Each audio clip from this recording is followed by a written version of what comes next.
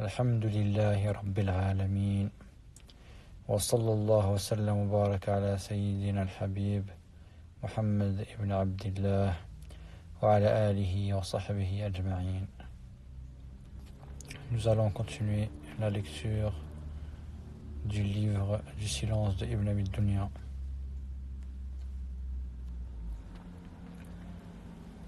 J'ai découvert que l'isolement réside dans l'abstinence de la parole. Un ancien sage a dit : ma langue est une bête féroce. Si je la libère, je crains qu'elle ne me dévore. Que celui qui croit vraiment en Allah et au jour dernier dise du bien ou qu'il se taise.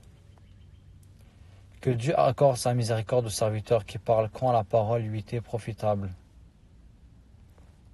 Et garde le silence lorsque cela lui est salvateur. Que celui qui croit vraiment en Dieu et au jour dernier dise du bien ou qu'il garde le silence. Quel bonheur que celui réservé à celui qui dépense de l'excédent de ses biens et s'abstient de tout propos superflu. Un homme dit à Salman, radiyallahu anhu, fais-moi une recommandation. Ne parle point, lui répondit Salman. Mais comment un homme peut-il s'empêcher de parler, lui demanda l'homme. Si tu ne peux t'empêcher de parler, lui dit Salman, alors ne dis que du bien ou garde le silence. Ô langue, dis du bien et tu en profiteras. Sinon abstiens-toi de dire du mal et tu seras saine et sauve. On dit à Jésus, fils de Marie, alayhi salatu salam, indique-nous une œuvre grâce à laquelle nous entrerons au paradis. Ne parlez point, leur répondit-il.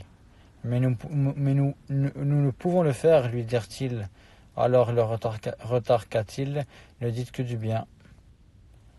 Le prophète Salomon, alayhi salam, fils de Daoud, alayhi salam, a dit : si la parole vaut de l'argent, le silence lui vaut de l'or.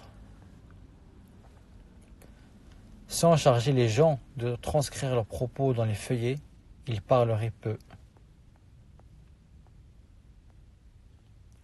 Certes, quand un homme observe le silence, il parvient à rassembler ses idées.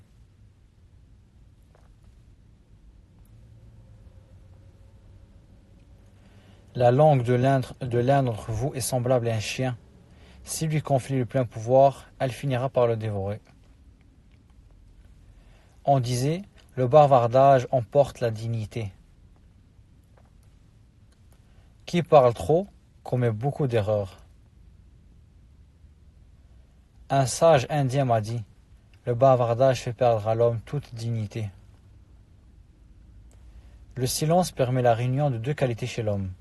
Sauvegarder sa religion et mieux comprendre son interlocuteur.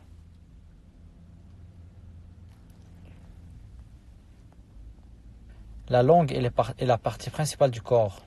Si elle agit avec droiture, tous les autres membres agiront ainsi. Si par contre elle vacille, aucun membre n'assurera convenablement sa fonction. La langue est le commandant du corps. Si elle agit injustement vers les autres membres, ceux-ci feront de même. Si elle s'en abstient, ils s'en abstiendront. Nul d'entre les gens ne fait attention à sa langue sans que les effets de ce bon comportement ne soient visibles dans ses autres actes.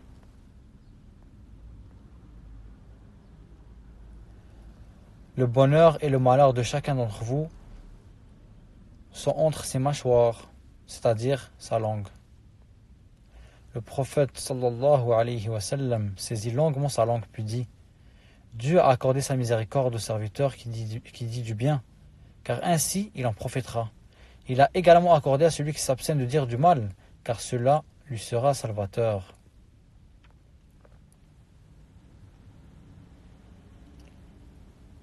Lors d'une réunion entre 4 monarques, celui de l'Inde, celui de la Chine, Khosros et César, ils abordèrent un sujet sur lequel ils s'exprimèrent de manière convergente. L'un d'eux dit : il m'arrive de regretter ce que j'ai dit, mais je ne regrette jamais ce que je n'ai pas dit. Un autre dit : si je prononce un mot, il devient mon maître, je ne le domine plus. Si par contre je m'abstiens de le prononcer, je le domine, et ne saura devenir mon maître. Le troisième dit : quand quelqu'un parle, il m'étonne vraiment. Si sa parole se retourne contre lui, elle lui cause du mal. Sinon, elle ne lui en profite en rien. Le quatrième dit, je ne suis plus capable de revenir sur ce que je n'ai pas dit. Que de retirer ce que j'ai dit.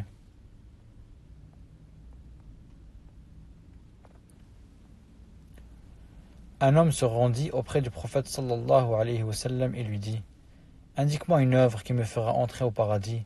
Il lui répondit, donne à manger à celui qui a faim et à boire à celui qui a soif. Ordonne ce qui est convenable et interdis ce qui est répréhensible.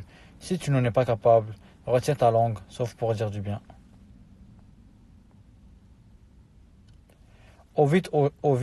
Évite aux gens tes méfaits. Ce serait de ta part une aumône pour ta propre personne.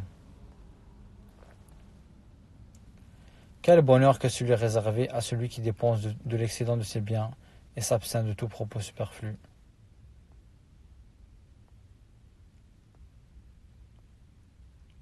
Il arrive qu'un homme tienne des propos juste pour faire rire ses compagnons, mais qu'il le précipite en enfer à une profondeur aussi éloignée que les Pléiades.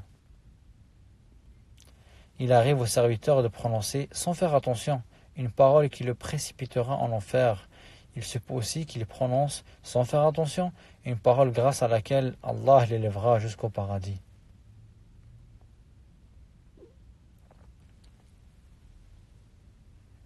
Je me rendis un jour auprès du messager de Dieu, sallallahu alayhi wa sallam, en compagnie d'un groupe de gens appartenant à ma tribu, les Banu Amir. Ils lui dirent alors, tu es notre père, tu es notre maître, tu es le meilleur, le plus puissant et le plus généreux d'entre nous tous, tu es ceci, tu es cela, etc. Dites ce que vous avez à dire, leur rétorqua le prophète, mais vous ne vous laissez pas séduire par le démon.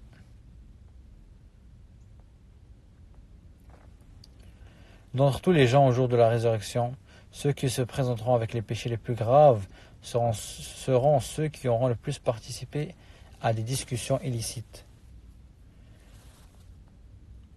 D'entre tous les gens au jour de la résurrection, ceux qui se présenteront avec plus de péchés seront ceux qui auront tenu le plus des propos consistant à désobéir à Dieu.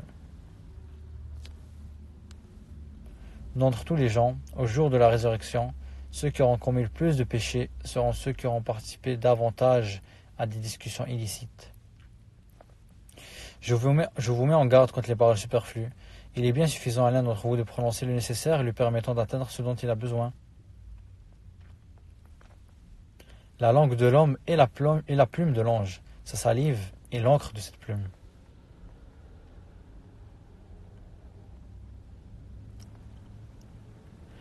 Dans ce verset, il ne prononce aucune parole sans avoir auprès de lui un observateur prêt à l'enregistrer. Il s'agit des deux anges. On inscrit tous les propos de l'homme, au point que même lorsqu'il dit à son enfant pour le faire taire, je t'achèterai telle chose ou je ferai telle chose pour toi, on inscrira cela en tant que petit mensonge.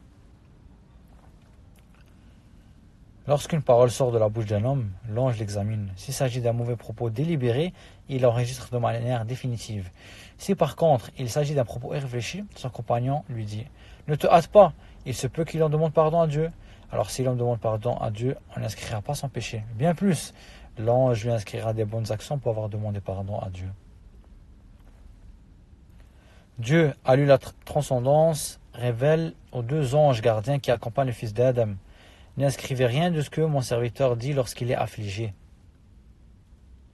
Ô fils d'Adam, on a déployé pour toi un feuillet et on a chargé deux nobles anges d'y inscrire tes actes.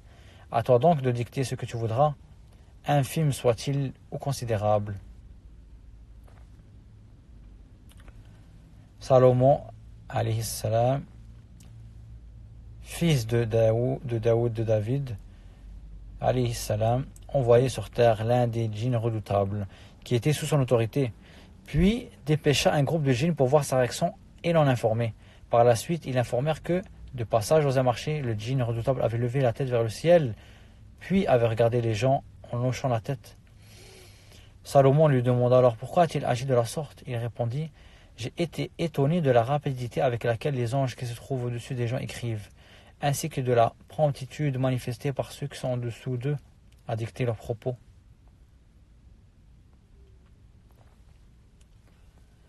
Parler ne comporte rien de bon, sauf s'il s'agit de ces 9 sujets. Affirmer l'unicité de Dieu, proclamer sa grandeur, le glorifier, célébrer ses louanges, lui demander un bien, se réfugier auprès de lui contre un mal, ordonner ce qui est convenable, interdire ce qui est répréhensible, ou réciter le Coran. Avant de parler, le croyant réfléchit. Si la parole est en sa faveur, il parle.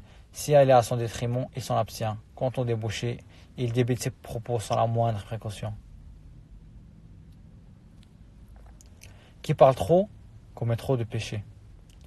Celui qui acquiert plus de richesses commet plus de péchés. Celui qui parle trop ment trop. Celui dont le caractère devient mauvais sombre de lui-même dans la tourmente.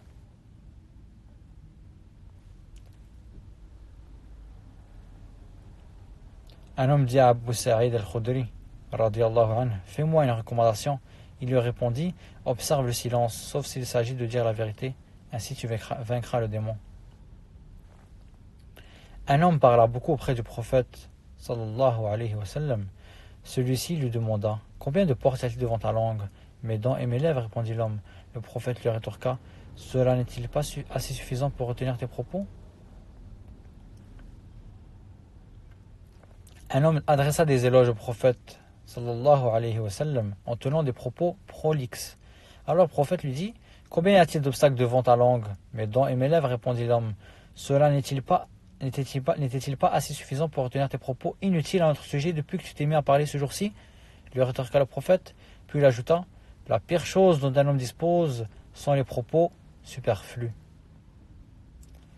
Nul orateur ne prononce un sermon sans que ce qu'il a dit ne lui soit exposé le jour de la résurrection.